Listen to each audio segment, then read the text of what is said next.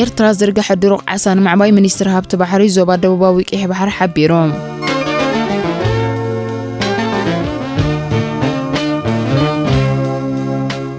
ጋናዊት ከሻኒት ማለት ቺፍ 120 ሰዓታት በመኽሻን መዝገብ ክብረ ወሰን ዓለም ናይ ኮክ ኣቶን ብስማት ጽሒፋ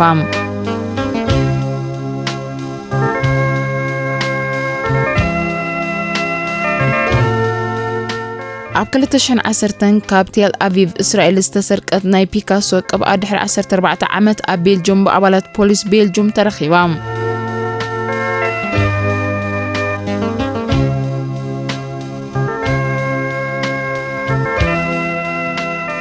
ዝኸበርከን እንተኸታተልቲ ሲኔማ ሰመረ ማዕከናት ዜና ዓለም ኣገራምን እዋናውን ኣርእስታት ብምባል ከሽራሽሮ ዝቐንያ ዛዕባ ናባኻትኩም ንምቕራብ ከምዝውን ኣሎ ኢልና ኣዳሊና የለና ሓደ ብሓደ ናባኻትኩም ከነቕርቦ ኢና ንስኻትኩም ብጊድኹም እውን ከምዚ ኸኣሎ ዲና በልኩም ካልእ ሓበሬታ ክትረኽቡን ሓደሽቲ ትሕዝቶ መደባትና ኣብ እዋኑ ንኽትከታተሉን ሳብስክራይብ ሼር ላይክ እናገበርኩም ሰዓቡና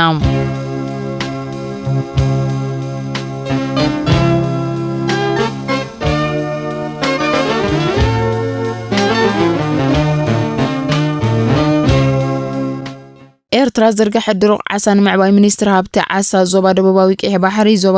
ቀይሕ ባሕሪ ኣብ ትሕቲኡ ዝጥርነፉ 520 ፍቓድ ዘለዎም ገፈፍቲ ዓሳ ዝጠርነፈ ኮይኑ ኣብ 2023-389 ዓይነታት ፍርያት ክሓፍስን ከሎ ካብዚ እቲ 375 ቶን ድሩቕ ዓሳ ምዃኑ ሓላፊ ጨንፈር ሚኒስትር ሃብቲ ናይቲ ዞባ ኣቶ ሑሴን መሐመድ ምስ ኤርትራ ፕሮፋይል ኣብ ዘካየዱ ቃለ መሕትት ገሊጾም ድሩቕ ዓሳ ኣዝዮም ደቀቕትን ወቕታውያንን ኮይኖም ካብ ታሕሳስ ክሳብ ሰነ ብብዝሒ ይርከቡ ዝተረፈ ኣዋርሕ ካብ ኩቱር ዋዒ ንምክልኻል ኣርሒቖምን ኣዕሚቖምን ከም ዝንቀሳቐሱ ዝተፈላለዩ ሓበሬታታት የነጽሩ ኣብቲ ብብዝሒ ዝርከብሉ ወቕቲ ዓብዪ ጉጅለ ፈጢሮም ይንቀሳቐሱ ምዃኖም ኣብ ዝተወሰነ ቦታ ንዳድ ብምቑጣብ ከምኡውን ድሩቕ ዓሳ ንምዕቃቡ በረድ ኣድላይ ምስ ዘይምዃኑ ከም እወታዊ ጎኒ ከም ዝርአ ኣቶ ሕሴን ወሲኹ ሓቢሩ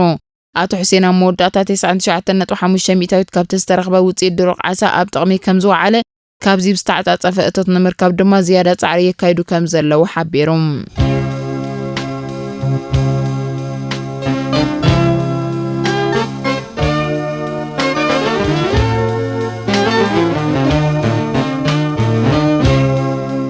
ጋናዊት ከሻኒት ቺፍ 120 ሰዓታት በመኽሻን መዝገብ ክብረ ወሰን ዓለም ናይ ኮካቶን ብስማ ጽሒፋ ጋናዊት ከሻኒት ፋይላቱ ዓብደልረዛቅ ባህላዊ ምግብታት ጋና ብምድላው ካብ ሓድሽ ዓመት ጀሚራ ብናይ ክሸና ማራቶን ዝፍለጥ መዝገብ ክብረ ወሰን ዓለም ንምስማር ከም ዝተበገሰት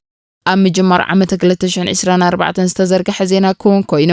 ክሳብ 45 ጥሪ 5 ተኸታታሊ መዓልቲ ክሸና ምዃኑ እዩ ኣብ ሰሜናዊ ክፋል ከተማ ታማል ኣብ ቀጥታዊ ፈነወ ቴሌቪዥን ብምቕራብ 110 ሰዓታት ዝወሰደ ስራሕ እንዳሰርሐት ነቲ ብኣየርላንዳዊ ከሻኒ ኣላን ፊሸር ተታሒዙ ዘሎ ናይ 119 ሰዓትን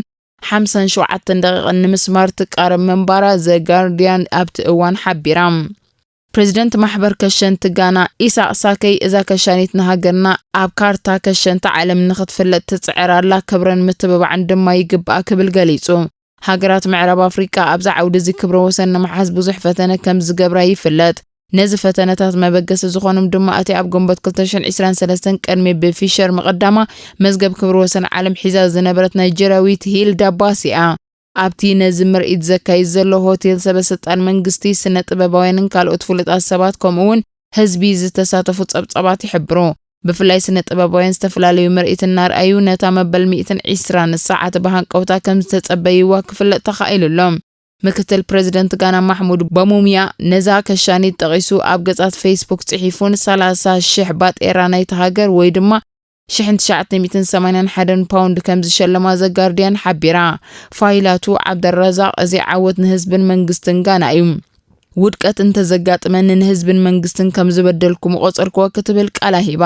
እዛ ከሻኒት ነዚ ንኽትገብር ኣብ ነብሲ ወከፍ ናይ 1 ሰዓት ስራሕ ናይ 5 ደቂቃ ዕረፍቲ ወይ እውን ድሕሪ ናይ 12 ሰዓታት ስራሕ ናይ 1 ሰዓት ዕረፍቲ ክትወስድ ብኣማኸርቲ ዝተዋህባ ማዕዳ እንዳተግበረት እያ ነዚ ዓወት በቂዓ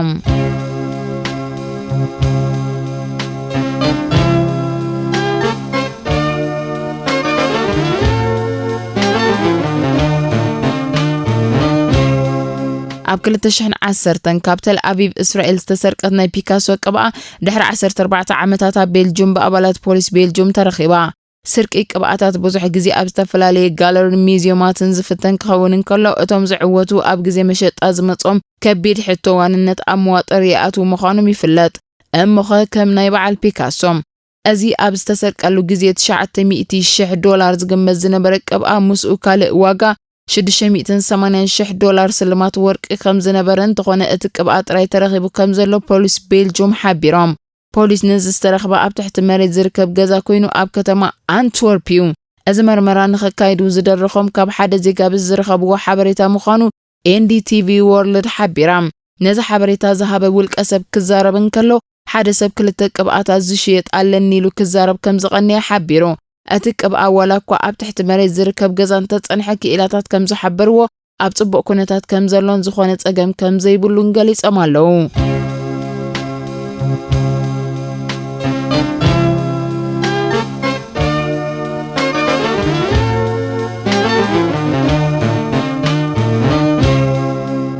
ክቡራት ተኸታተልቲ መደባትና ከምዚ እውን ኣሎ ድማ ብፍላይ ብምባል ንሎሚ ዘቕረብናልኩም ትሕዝቶ ኣብ ዝኽንዛዝም ኢና። ኣገዳስን ኣገራምን ዛዕባታት ማዕከናት ዜና ዓለም ንምክትታል ቻነልና ላይክ፣ ሼር፣ ሳብስክራይብ ግበሩ። ወድሓንኩም